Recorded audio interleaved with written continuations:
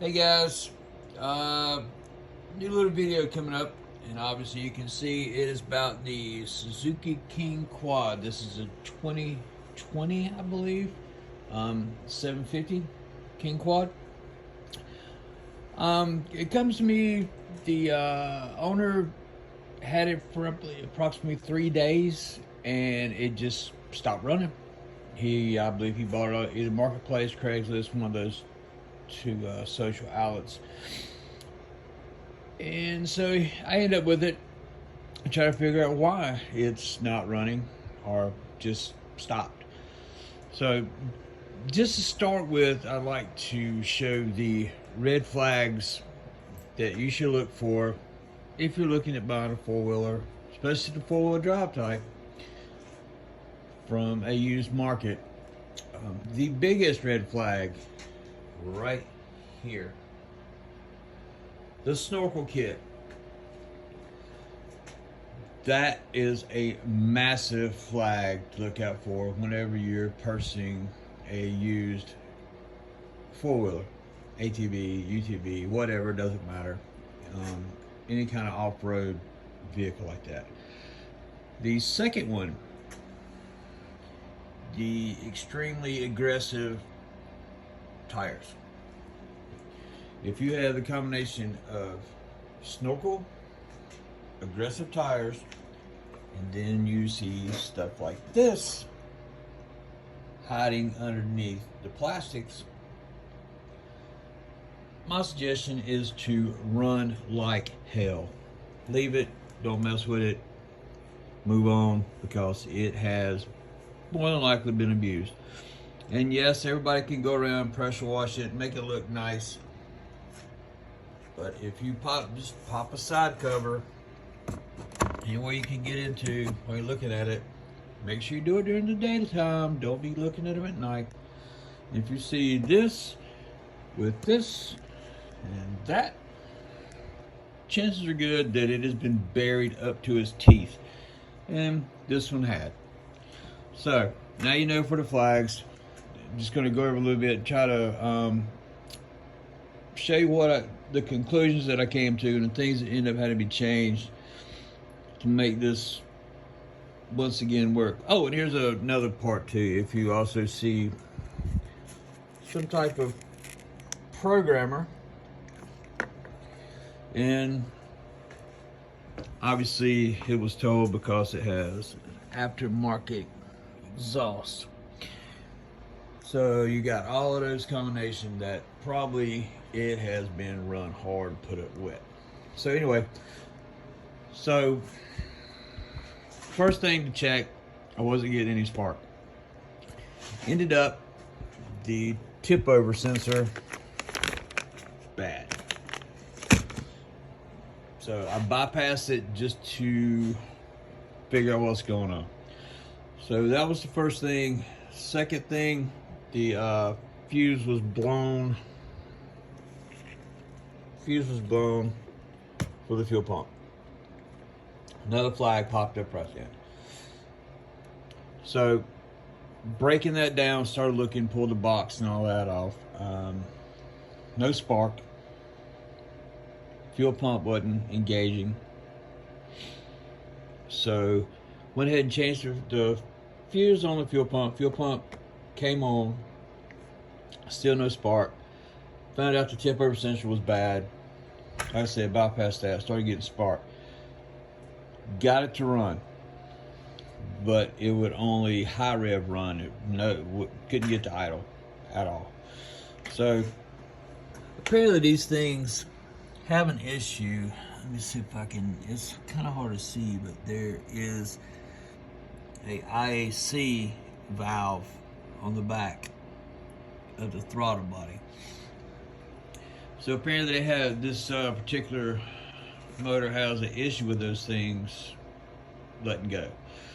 So the owner had attempted to check that, and because of all the abuse, would be my guess, the plastic around it had gotten pretty weak, and the fitting broke. So I patched it back together to see if it was doing what it should. and it was kind of intermittent, so that got changed. So that one was replaced. Then still just wouldn't, it wasn't auto right. So I backed up to the fuel pump. Now here is the factory unit out of the fuel pump. This plug, as you can tell, I mean, this is, I cleaned this up and you can see just how much steel is on it. I had to wash it just to remove it without, so I didn't put 8 tons of mud in the fuel tank. So our sending unit got hot, messed it up. So you can kind of see bits and pieces hanging here and there.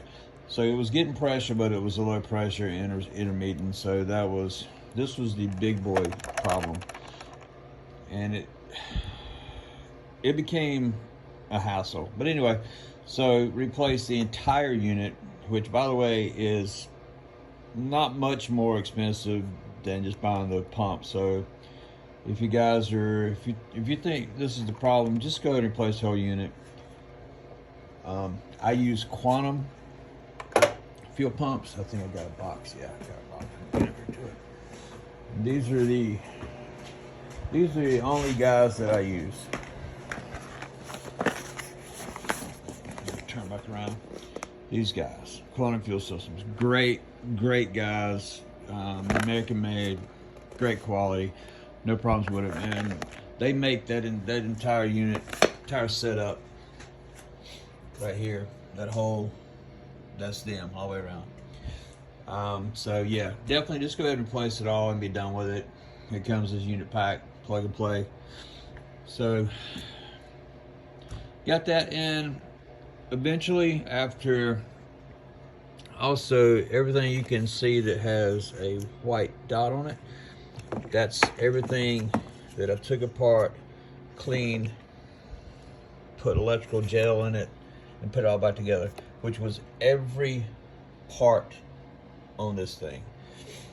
And I've basically just got to put the panel back down and tuck this all back in. So it's running. But a thing that I did read onto is it's still throwing a code, and some of the hardline codes from what I've read, and there may be a way around it, I just haven't really got deep in it, is that it has to go to Suzuki to be put on their computer to actually clear the hard codes out of the system. But it doesn't affect the way it runs fine. It's just to clear the system. Now, is that 100% true? I don't know. If you guys know different or can tell me how to get around it, drop it in the comments. That would be awesome, because I'm always out to learn anything new.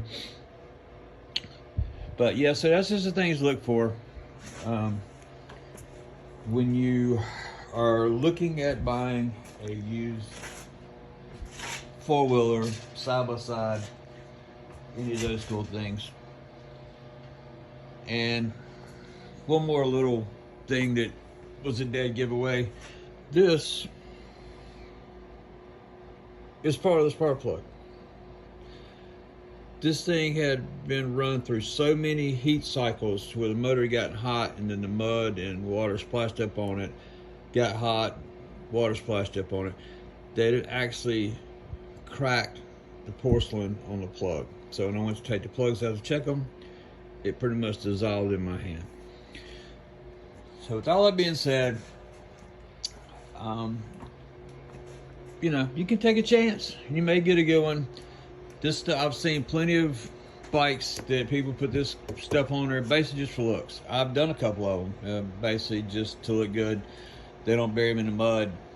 Just kind of gives that mean stance, which, you know, sitting on the bike, you know, those look pretty cool. But yeah, this is actually a working one. You can see the lines and everything on through there. So yeah, with that being said, take a chance. You know, if you think you feel comfortable with dealing with any of the problems that come along with it, yeah. But just remember, if it's looks to be a really good deal, it's probably not. So anyway, guys, thanks for watching.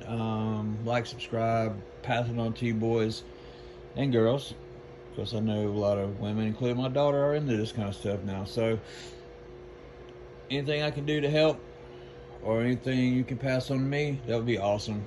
But you guys have a great day, and have a great Christmas. See you.